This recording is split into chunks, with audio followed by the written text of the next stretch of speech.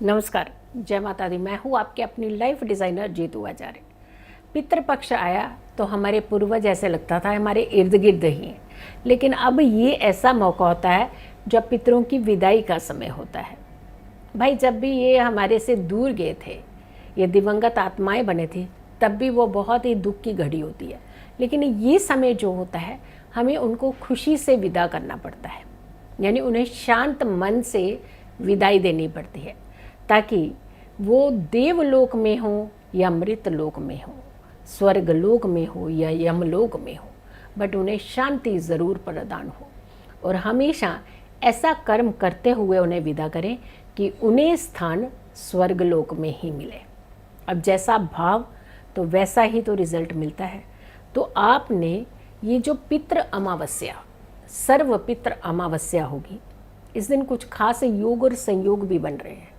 सूर्य ग्रहण, जो कि सूर्य पितरों के ही कारक माने गए हैं, और दूसरा शनिवार का दिन पड़ने से मोक्ष क्या प्राप्ति का भी दिन हो जाता है ये, और शिव की आराधना का खास करके दिन होता है। भगवान विष्णु की आराधना के दिन माने जाते हैं ये पितृतर्पण के दिन, क्योंकि भगवान विष्णु पितरों के देवता कहे गए हैं। तो ऐसे में ये जो कॉम्बिनेशन बन रहा है, ये बहुत ही उत्तम कॉम्बिनेशन बन रहा है। ऐसे में जब पितरों की आप विदाई करें तो किस भाव से, किस विधि से करना चाहिए पितरों को विदा, ताकि वैकुंठ में वो शांत मन से जाएं और आपको ढेरों आशीर्वाद पूरे साल के लिए दें। और अगले साल जब आने वाला समय हो पितृपक्ष का, अगेन उनकी श्रद्धा भाव से उनके लिए तर्पण और दान किए जाए।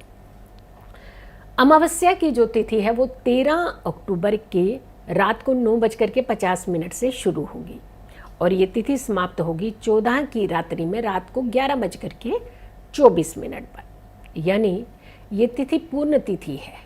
तो ऐसे में पितरों के जो विदाई का जो समय है, ये बहुत उत्तम माना गया है। अब क्या चीज़ें करनी, क्योंकि इस दिन आपका सूर्य ग्रहण भी है, तो आपको किस समय ये पितृ जो विदाई है ये किस समय कर देनी चाहिए। पहली बात, किस समय कर देनी चाहिए, और दूसरा आपको किन चीज़ों का खास करके ध्यान रखना है जब आप पितृ विदाई करते हैं। पहली बात तो आपने जो पितरों की विदाई है सूर्य अस्त होते ही कर देनी। सूर्य अस्त क्योंकि 8:34 के आसपास तो सूर्य ग्रहण ही लग जाएगा, तो आपको ये पितरों की विदाई जो है ये लगभग 6:30 से लेकर के 7:30 के बीच में कर देनी चाहिए। यानी सूर्य ग्रहण यहाँ दृश्यत नहीं है, दिखाई नहीं देगा, लेकिन सूर्य फिर भी पीड़ित होने के कारण पितरों की विदाई सूर्य ग्रहण के दौरान नहीं करनी है। आपने ये जो विदाई करनी है ये 6:30 बजे शाम से लेकर के 7:30 बजे के बीच में करनी है, क्योंकि सूतक काल मान्य नहीं होगा। इसीलिए हम सूतक काल में आप ये विदाई तो कर पाएंगे, क्योंकि वो भारत में दृश्य ना होने के कारण सूतक काल नहीं मान्य है। इसीलिए आपने विदाई तो कर सकते हैं, लेकिन जब ग्रहण लगेगा उस समय आपको परहेज ज़रूर करना है, क्योंकि जब ग्रहण पीड़ित होता है, जब कोई ग्रह पीड़ित होता है, जब कोई प्लेनेट पीड़ित होता है, तो उसका प्रभाव पड़ता ही है। आपने हमारी वीडियोस बाकी देख ली होंगी, हमने उसमें बहुत खास करके जानकारी दी है कि इसका प्रभाव किस तरीके का रहने वाला है। तो आप अगर नहीं देखिए तो उस वीडियो को ज़रूर आप देख लीजिएगा। अब करना क्या है, किस तरीके से आपने विदा करना है। सबसे पहले साफ स्वच्छ कपड़े आपने पहने होने चाहिए, साफ सुथरे हाथों से नहा धोए होने चाहिए। अगर नहा धो चुके, शाम का समय है तो सुबह नहा ही चुके हैं, तो थोड़ा सा जल का या गंगा जल का छिड़काव अपने ऊपर कर लीजिए, हाथ मुंह पैर धो करके, तब आप इस काम को कीजिएगा, क्योंकि आफ्टर ऑल आप अपने पितरों को विदा करने जा रहे हैं। जितनी स्वच्छता के साथ, जितने भाव के साथ आप उन्हें विदा करेंगे, उतनी ही शांति प्रदान उन्हें वहाँ पर वैकुंठ में होगी। आटा लीजिए, और उतना ही आटा लीजिएगा जिससे सिर्फ और सिर्फ 2 छोटी सी रोटियाँ, बिल्कुल छोटी सी रोटियाँ, 2 छोटी सी रोटियाँ और 2 छोटे से दीपक बन सके। आटा बचना भी नहीं चाहिए, आटा कम भी नहीं पड़ना चाहिए। उतना ही आटा लीजिए जिसमें आप इस चीज़ को बना सकें। 2 दीपक और 2 रोटियाँ। रोटी थोड़ी सी मोटी होनी चाहिए, बिल्कुल जैसे पूड़ी बनाते हैं उसी का सबसे छोटी पूड़ी बनाते हैं उसी टाइप के साइज़ का आपको आटा लेना है, उतना ही आटा लेना है। आटा उतना ही लीजिएगा जिससे आपकी 2 रोटियां 2 दीपक बन सके। अब ये 2 दीपक और 2 रोटियों का आटा, इसके अलावा आटा बचना नहीं चाहिए, यानी जितना भी आटा बनाए उसे आप इस्तेमाल कर लीजिएगा।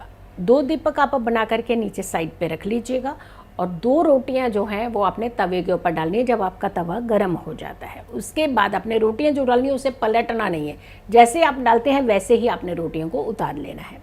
उतार करके जो निचला हिस्सा तवे का हिस्सा है उसे नीचे की तरफ रखिएगा, जो ऊपरी हिस्सा है उस हिस्से के ऊपर आपने दोनों पर दीपक रख लेने हैं, आटे के बने हुए दीपक। उनमें भरिएगा सरसों का तेल और लगाइए 2 बातियाँ, और साथ के साथ 1 लोटा जल लीजिए और उसे, इन सारी चीज़ों को आप एक प्लेट के अंदर रख सकते हैं।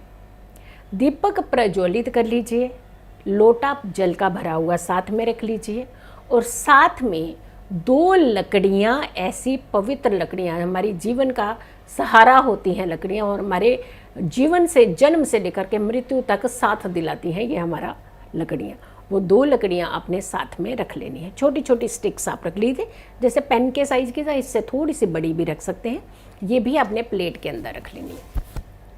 अब आपने करना क्या है, घर के हर कोने में पीछे की साइड से अपने इस्तेमाल शुरू करना कीजिए, जो एंट्री तक आना है आपने सारे घर में आपने उन दीपकों को एक लो जो है अपनी दिखानी है और साथ के साथ बोलना है पितृदेवो नमः।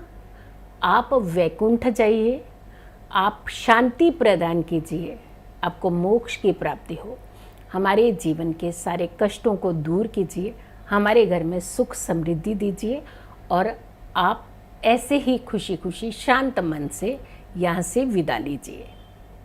ये मन के अंदर भाव रखते हुए पूरे घर में वो लौ भी जलानी है और उसके बाद साथ के साथ पानी का छींटा भी करते हैं।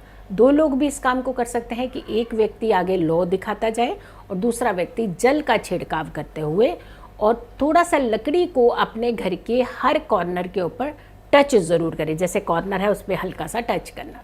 तो ऐसे करके आपने पितरों को विदा करना है और सबसे लास्ट में अपने जो घर की मुख्य एंट्री से उससे बाहर निकल जाना है।